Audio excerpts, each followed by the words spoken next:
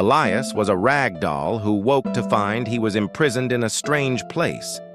He didn't know how long he had been imprisoned. There were no windows, no clocks, only 4 stone walls and a heavy door that never opened. Elias was stitched together from scraps, different fabrics, different colors, proof that he was made with intention, even if he looked worn. His stuffing was thin, his seams frayed, and worst of all, his mouth had been sewn shut. Not by accident, but by force. The thing that imprisoned him feared words, because words carried truth. So Elias sat in silence, unable to speak, unable to cry out, unable to explain that he had once sang and spoke truthful, healing words to many hurting people. But silence did not mean absence. Inside Elias, something still lived: faith. And although he couldn't speak or sing, he could still hum. So he would hum songs to calm his spirit and pray from his inner being, a source this imprisonment could not control.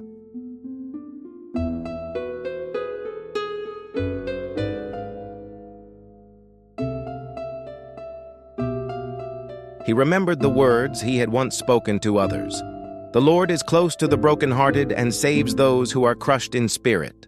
Psalm 34:18. Now these very words were giving him comfort and strength.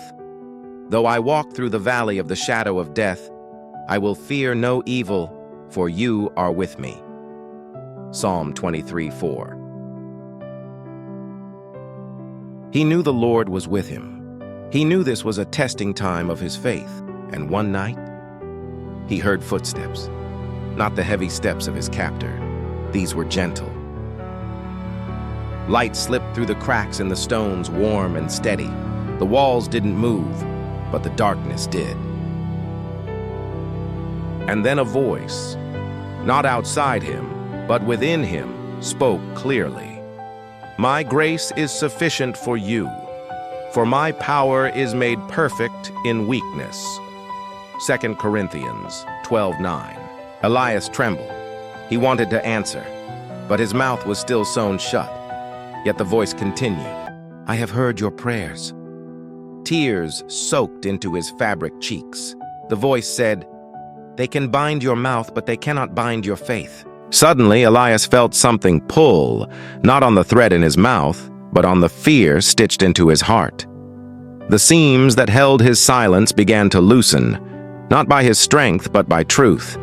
With a soft tearing sound, the thread fell away from his mouth. Elias gasped. The room shook, the door cracked, light poured in.